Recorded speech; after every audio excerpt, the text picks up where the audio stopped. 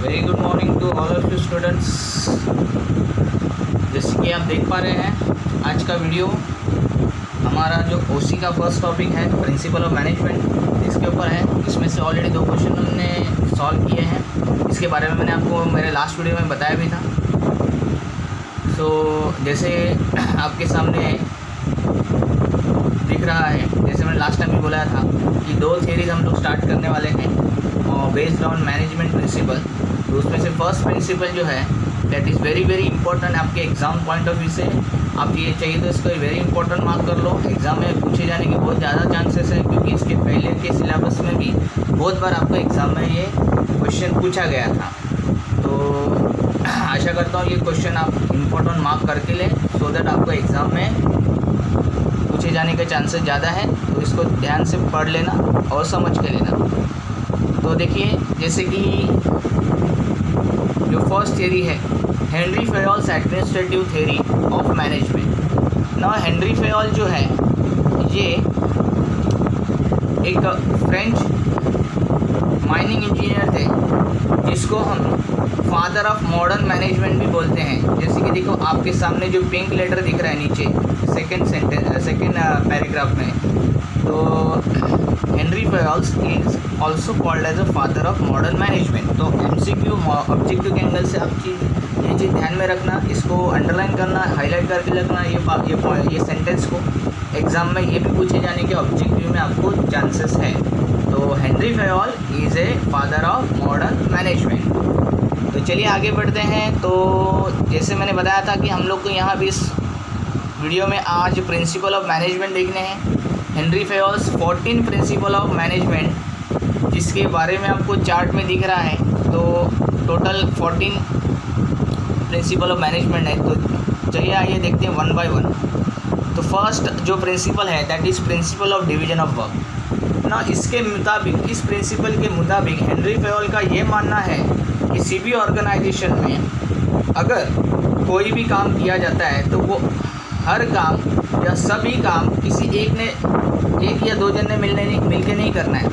सबको अपना अपना काम ऑर्गेनाइजेशन ने डिवाइड करके देना चाहिए। जैसे कि मान लीजिए अगर कोई अकाउंट्स फील्ड का है, जैसे कि हमारे कॉमर्स फील्ड से ज़्यादातर अकाउंटेंट्स बाहर निकलते हैं इंडस्ट्री में काम करने के लिए।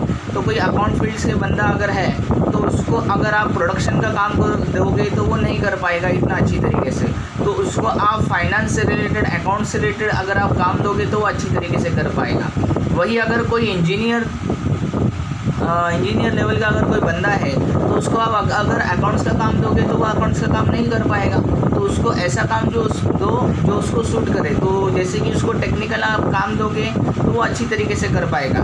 सो depending upon the capabilities, the knowledge and the skills, हर ऑर्गेनाइजेशन को उसका काम, उसके एम्प्लॉयज़ के जो नॉलेज है, स्किल है, एजुकेशन क्वालिफिकेशन है, उसके हिसाब से उनका जो काम है अलग अलग एम्प्लॉयज़ में डिवाइड करके दे देना चाहिए। इससे क्या होगा, हर बंदा जो जिस फील्ड में एक्सपर्ट है उसको अगर वो काम देंगे तो वो काम अच्छी तरीके से और परफेक्टली और विद इन टाइम और सही तरीके से हो पाएगा, जिसका फ़ायदा ऑटोमेटिकली ऑर्गेनाइजेशन को मिलेगा। तो ये उस प्रिंसिपल का मतलब होता है जिसको हम लोग बोलते हैं principle of division of work. तो किसी भी ऑर्गेनाइजेशन ने अपना काम एक तरीके से नहीं करना चाहिए, उसको हर का ऑर्गेनाइजेशन ने अपना काम डिवाइड करके सबको देना चाहिए, सो दैट हर काम इफेक्टिवली हो जाएगा। ये था फर्स्ट प्रिंसिपल। तो सेकंड प्रिंसिपल क्या है, principle of authority and responsibility. देखो कैसा होता है, हर ऑर्गेनाइजेशन में मैनेजर लेवल के बहुत सारे एम्प्लॉयज़ रहते हैं और उसके अंडर काम करने वाले जो सबॉर्डिनेट जिसको हम लोग बोलते हैं उन लोग भी होते हैं। तो कैसे होता है कि ऑर्गेनाइजेशन में जो मेन ओनर्स होते हैं वो हर जगह पे हर काम में अवेलेबल रहेंगे, ऐसा नहीं है। तो उस ऑर्गेनाइजेशन के जो ओनर्स होते हैं, शेयर होल्डर जिसको हम लोग बोलते हैं, या पार्टनर्स, या जिस नाम से भी आप बोलो, उन ओनर्स ने या शेयर होल्डर ने या जो भी उस ऑर्गेनाइजेशन के करता धरता है, उन्होंने ऐसा नहीं करना चाहिए कि जो भी पावर्स है या अधिकार है या डिसीजन मेकिंग अथॉरिटी है वो सिर्फ उनके पास होना चाहिए, ऐसा नहीं होना चाहिए। उन्हें वो क्या करना चाहिए, उनके कंपनी में या ऑर्गेनाइजेशन में जो मैनेजमेंट लेवल पे है, जैसे कि मैनेजर्स होते हैं, बड़े बड़े ऑफिसर्स होते हैं, इनको हर ऑर्गेनाइजेशन ने एक जिम्मेदारी देना चाहिए और उनको कुछ पावर्स देना चाहिए कि कोई भी काम करते समय अगर कोई डिसीजन लेना है या कोई आपको कुछ ऐसा काम करना है जिससे आपको बार बार उस ऑर्गेनाइजेशन के ओनर के पास जाने की नौबत ना आए, क्योंकि हर छोटे काम के लिए आप ओनर के पास जाओगे क्या? नहीं, तो ऐसा नहीं होना चाहिए। तो इसीलिए हेनरी फॉयल का मानना है कि हर काम के लिए ऑर्गेनाइजेशन के मैनेजर ने हमेशा ओनर के पास जाना, उनका मंजूरी लेना या उनका डिसीजन लेने के लिए जाना नहीं चाहिए। मैनेजर अपने हिसाब से खुद से उसके नॉलेज के हिसाब से या सिचुएशन के हिसाब से वो मैनेजर डिसीजन ले सकता है। तो हर ऑर्गेनाइजेशन के लिए हेनरी फॉयल का ये मानना है कि उसके पास जितने भी एम्प्लॉयज़ काम कर रहे हैं या मैनेजर लेवल पे जो या ऑफिसर्स लेवल पे जो एम्प्लॉयज़ काम कर रहे हैं उनके पास पावर्स देना चाहिए सो दैट वो हर सिचुएशन में इफ़ेक्टिवली डिसीजन ले सके और उसको अप्लाई कर सके। एंड रिस्पॉन्सिबिलिटी का मतलब क्या होता है कि जो भी वो डिसीजन मैनेजर्स ले रहे हैं उसकी ज़िम्मेदारी वो मैनेजर खुद ले, क्योंकि वो डिसीजन उन्होंने खुद लिया तो उसकी ज़िम्मेदारी भी उस मैनेजर की ही बनेगी। तो उससे क्या होगा, मैनेजर काम करते समय अगर कहाँ पे समझो अटक गया या कहाँ पे उसको कुछ प्रॉब्लम हो गया तो वो प्रॉब्लम को सॉल्व करने के लिए डिसीजन लेने के लिए वो खुद डिसीजन ले सकता है और उसका प्रॉब्लम का सॉल्यूशन खुद निकाल सकता है अगर वो ले पाएगा तो इसी का मतलब है principle of authority and responsibility. Third principal क्या है? Principle of discipline. जैसे कि आपको ये वर्ड पता ही है, डिसिप्लिन।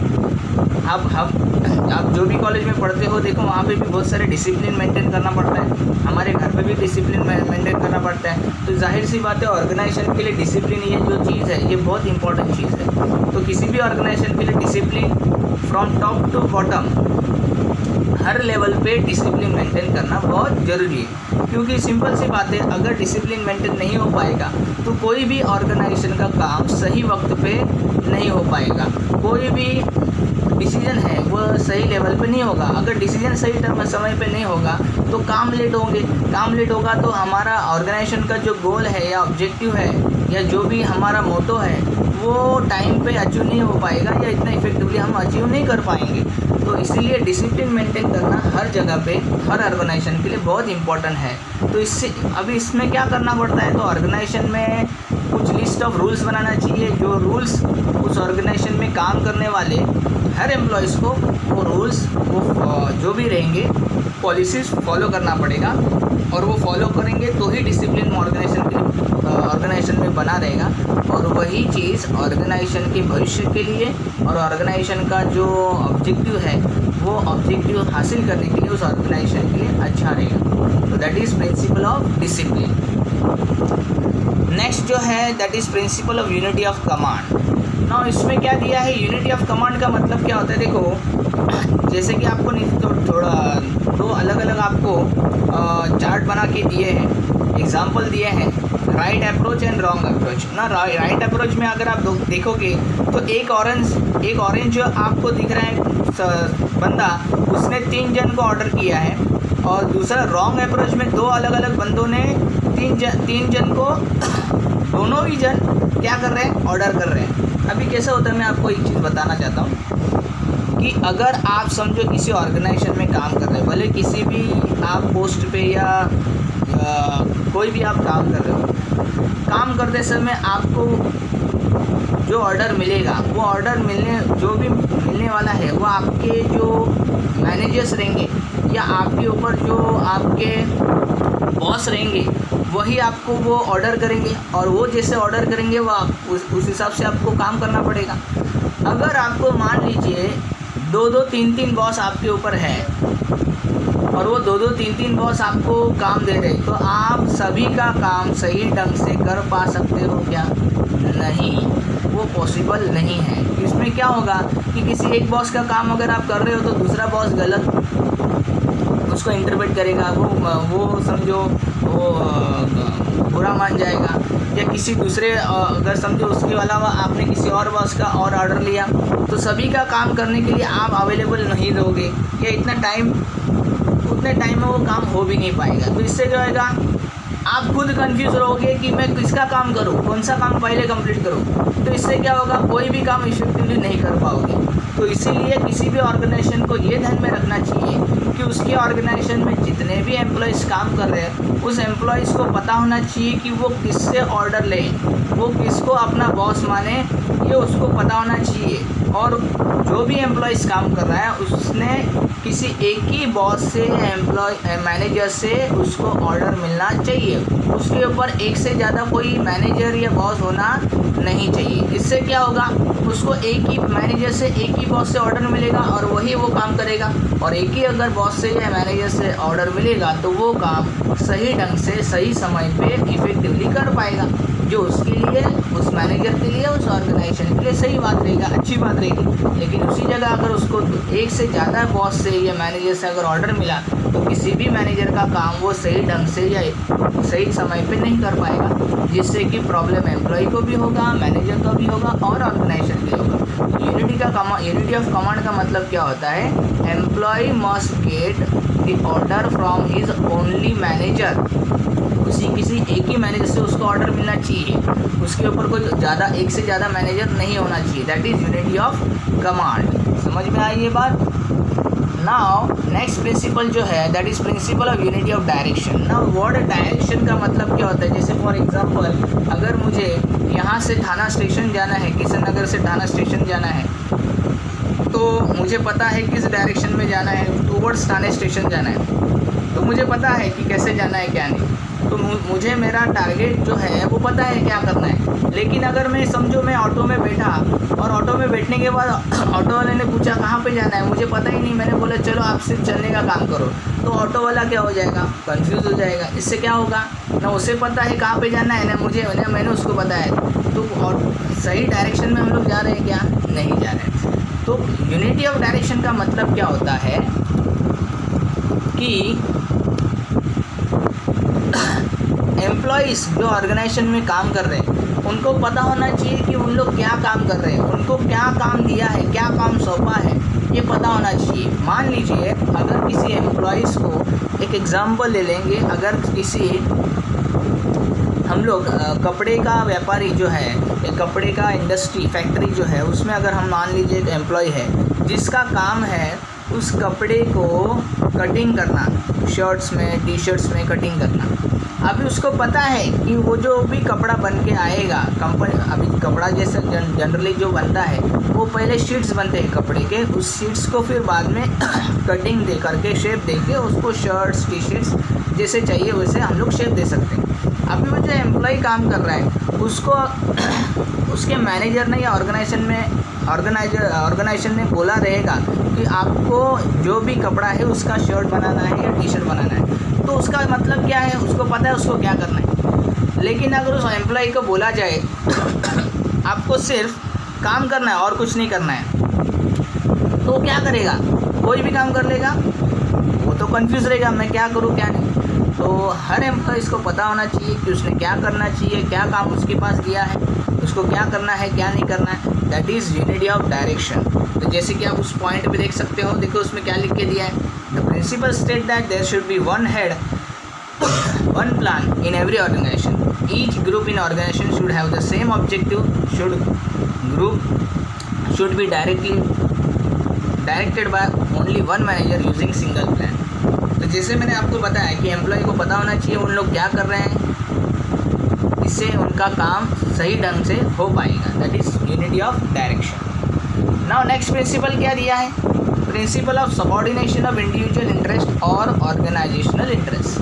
अभी इसका मतलब क्या होता है, तो देखो किसी भी ऑर्गेनाइजेशन में अगर कोई एम्प्लॉय, भले वो एम्प्लॉय कोई मैनेजर हो, छोटा एम्प्लॉय हो, बड़ा एम्प्लॉय हो या ओनर हो उस कंपनी का, कोई भी हो, वो उस ऑर्गेनाइजेशन के लिए काम करते समय उसने उसका फ़ायदा नहीं देखना चाहिए।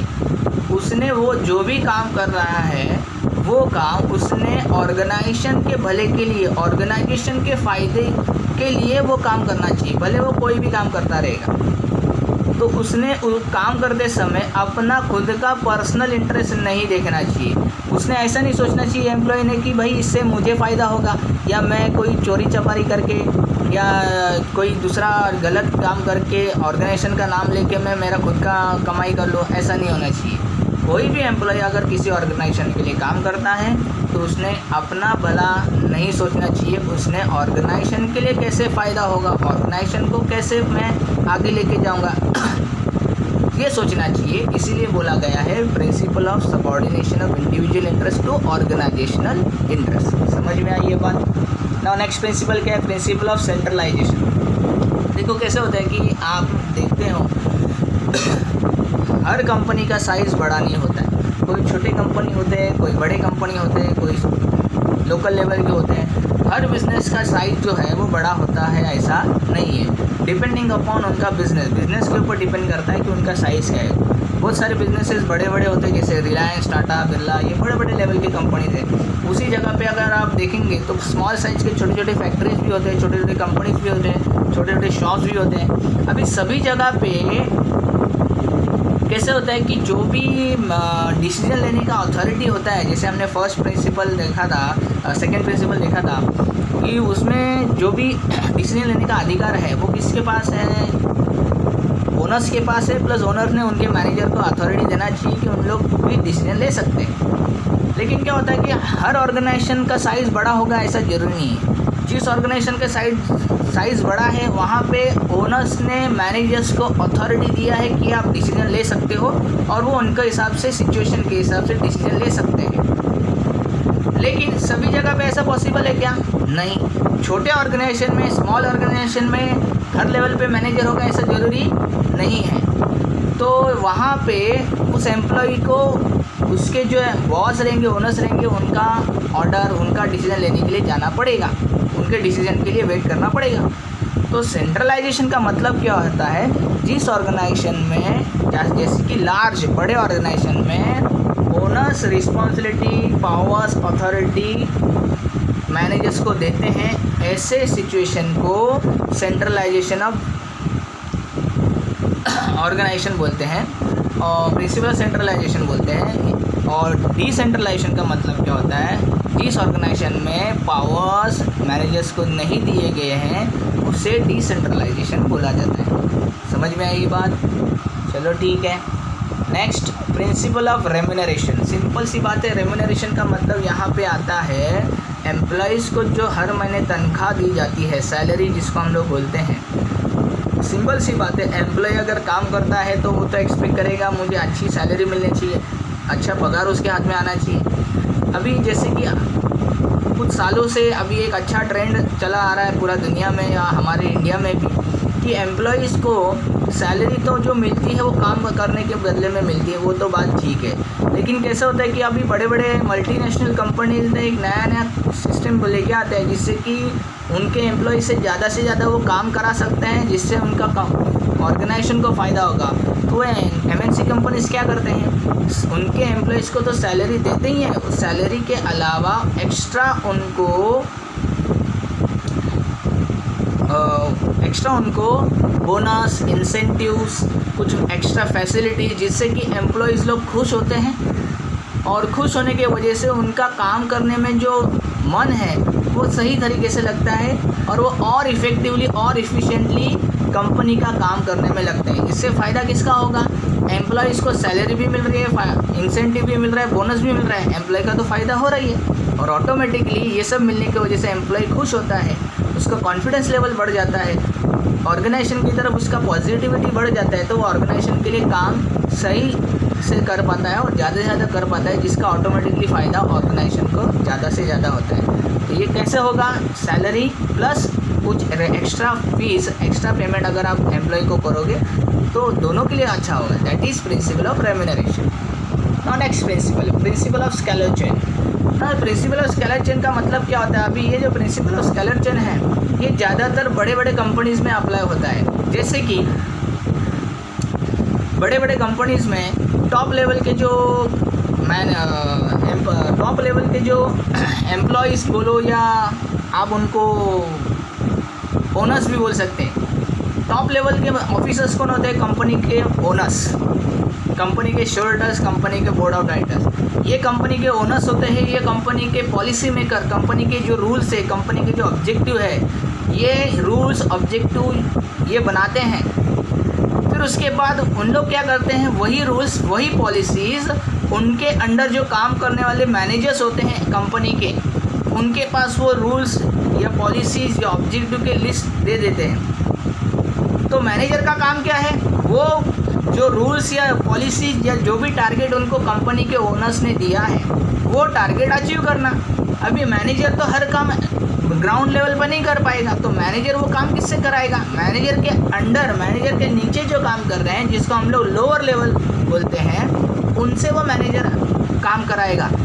तो इसका मतलब किसी भी बड़े ऑर्गेनाइजेशन में स्केलेटन चेन का मतलब होता है उसके एम्प्लॉयज़ 3 लेवल पे डिवाइड किए जाते हैं। एक होता है टॉप लेवल, दूसरा होता है मिडल लेवल और तीसरा होता है लोअर लेवल। ये चीज़ हमने पिछले साल 11th में आपके जो लास्ट टॉपिक था मैनेजमेंट टॉपिक, उसमें हमने ये चीज़ देखा था स्केलेटन चेन। इसमें 3 लेवल के ऑर्गेनाइजेशन के स्टाफ होते हैं, एम्प्लॉयज़ होते हैं। Top level management, middle level management, lower level management. इसी को बोला जाता है प्रिंसिपल ऑफ स्केलेटन चेन। समझ में आई ये बात? Next, principle of order. Principle of order का मतलब क्या होता है कि जैसे देखो, जो भी कंपनी में, ऑर्गेनाइजेशन में काम एम्प्लॉयज़ को दिया जाता है, वो काम सही तरीके से मैनेजर ने उनके अंडर काम करने वाले एम्प्लॉयज़ को देना चाहिए और वो ऑर्डर एम्प्लॉयज़ ने मानना भी चाहिए। इससे क्या होगा? सिंपल सी बात है, एम्प्लॉय सही तरीके से काम करेगा। और अभी आपको एक एग्जांपल देता हूँ। समझो अगर कोई काम करते करते किसी चीज़ की रिक्वायरमेंट है, लेकिन वो फॉर एग्जांपल ले लो, अगर प्रोडक्शन करना है तो मटेरियल लगता है, मटेरियल अवेलेबल रहेगा तो प्रोडक्शन सही टाइम पे हो पाएगा। लेकिन अगर मटेरियल ही अवेलेबल नहीं रहेगा तो प्रोडक्शन सही टाइम पे हो पाएगा क्या? पॉसिबल नहीं है, नहीं हो पाएगा। तो जिस चीज़ की भी ज़रूरत पड़ती है, वो हर एक चीज़ जब भी उसकी ज़रूरत पड़ेगी तभी वो अवेलेबल होना चाहिए। तभी वो अगर अवेलेबल हो गई तभी वो काम सही ढंग से सही समय पे हो पाएगा। तो availability of all the resources should be maintain in the organization. इसी को बोला जाता है प्रिंसिपल ऑफ ऑर्डर। समझ में आई आपको बात? नेक्स्ट क्या दिया है? Principle of equity. इक्विटी का मतलब equally treatment, equal treatment to all. तो इसका मतलब क्या होता है? देखो, कंपनी में जैसे मैंने बताया, बड़ा ऑर्गेनाइजेशन रहेगा तो उसमें top level, middle level, lower level, उससे छोटा रहेंगे तो एम्प्लॉयज़, ओनर्स, ऐसे रिलेशन होता है। तो साइज़ कौन सा भी हो, बड़ा साइज़ हो कंपनी का या छोटा साइज़ हो, उनके अंडर या कंपनी में जितने भी ओनर्स, एम्प्लॉयज़, मैनेजर्स, एग्जीक्यूटिव्स काम कर रहे हैं, सभी के बीच में सभी को इक्वल इम्पोर्टेंस देना चाहिए। ऐसा नहीं होना चाहिए कि मैनेजर्स ने एम्प्लॉयज़, उनके अंडर काम करने एम्प्लॉयज़ को कम दर्जा देना चाहिए, ऐसा नहीं होना चाहिए। जाति धर्म के ऊपर किसी के साथ भी कोई छिड़वाड़ नहीं होना चाहिए, किसी के साथ कोई दुश्मनी नहीं होना चाहिए, ऐसा नहीं होना चाहिए। इससे क्या होगा? सही तरीके से, सही ढंग से काम नहीं हो पाएगा, इससे दुश्मनी बढ़ जाएगी, इससे ऑर्गेनाइजेशन में काम सही ढंग से नहीं हो पाएगा। कोई भी काम अगर ढंग से नहीं हो पाएगा तो ऑर्गेनाइजेशन के लिए वो गलत बात हो जाएगी। तो प्रिंसिपल इक्विटी का मतलब होता है जो भी कंपनी के अंदर या ऑर्गेनाइजेशन के अंदर काम कर रहे हैं उन सभी को इक्वल ट्रीटमेंट देना चाहिए। उनके जात के ऊपर, धर्म के ऊपर या उनके जैसे बोलते हैं ना ऊंच नीच के ऊपर उनको डिवाइड नहीं करना चाहिए। सबको समान दर्जा देना चाहिए जिससे कि एम्प्लॉयज़ को लगे कि हाँ सभी जन अगर सभी जन इक्वली ट्रीट करते हैं तो इसका मतलब यहाँ पे हम अच्छी जगह पे काम कर रहे हैं। इससे एम्प्लॉयज़ का कॉन्फिडेंस बढ़ेगा और वो सही तरीके से कंपनी में काम कर सकते हैं। तो that is principle of equity. Principle of stability of tenure. तो इसका मतलब क्या होता है? स्टेबिलिटी ऑफ टेन्योर का मतलब क्या होता है? कोई भी एम्प्लॉय किसी ऑर्गेनाइजेशन के लिए काम कर रहा है तो उसको जॉब सिक्योरिटी होना चाहिए। ऐसा नहीं होना चाहिए कि कंपनी में काम करने के बाद कंपनी आपको ऐसा बोले कि आपको हमने काम पे सिर्फ 1 महीने के लिए रखा है या 2 महीने के लिए रखा है या 3 महीने के लिए रखा है। ऐसा नहीं होना चाहिए। अगर कोई कंपनी किसी एम्प्लॉय को जॉब पे रखती है, काम पे रखती है, तो उस एम्प्लॉय को एटलीस्ट 1 से 2 साल की तो उसको गारंटी देना चाहिए कंपनी की, अगर आप हमारे पास काम कर रहे हो तो हम आपको एटलीस्ट 1 साल तो रखें। इससे क्या होगा, एम्प्लॉय को कॉन्फिडेंस आएगा, उसका इच्छा शक्ति बढ़ेगी। अगर उसको जॉब सिक्योरिटी नहीं रहेगी, जॉब गारंटी नहीं रहेगी, तो वो सही ढंग से वो काम पे आएगा क्या, ये काम सही तरीके से कर पाएगा क्या, नहीं कर पाएगा।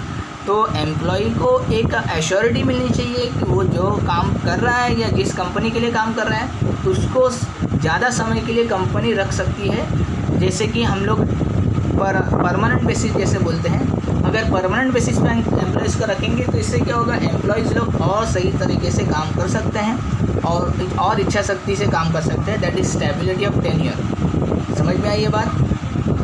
नेक्स्ट प्रिंसिपल जो है, प्रिंसिपल ऑफ इनिशिएटिव।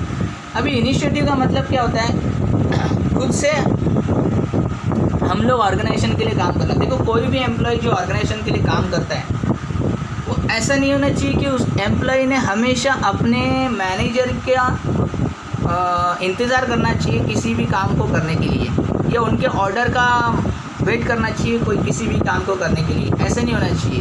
अगर कोई काम वो कर रहे हैं तो खुद से करना चाहिए। अगर वो खुद से इनिशिएटिव लेते हैं, कोई खुद से अगर कोई काम कर रहे हैं तो इससे क्या होगा कि ऑर्गेनाइजेशन का काम सही तरीके से होगा, सबको बार बार बोलने की ज़रूरत नहीं पड़ेगी। अगर कोई मीटिंग रखा है, किसी पॉइंट के ऊपर कोई डिस्कशन हो रहा है, तो मैनेजर ने एम्प्लॉय को छूट देनी चाहिए कि आप भी उस मीटिंग में बोल सकते हैं। इससे क्या होगा, उस ग्राउंड लेवल के एम्प्लॉय को भी एक कॉन्फिडेंस लेवल बढ़ेगा, उसको भी अच्छा लगेगा कि भाई मीटिंग में डिस्कस करने के लिए मुझसे भी कुछ पूछा जा रहा है। तो इससे क्या होगा कि कंपनी का जो भी डिसीजन मेकिंग है वो सबको पूछ के ये सब हो रहा है। तो ये ऑल ओवर ये जो चीज़ है ये कंपनी के लिए फ़ायदेमंद होती है। That is principle of initiative. तो हर एम्प्लॉय ने आगे बढ़कर कंपनी के भलाई के लिए, कंपनी का जो भी काम है वो उसके लिए काम करना चाहिए।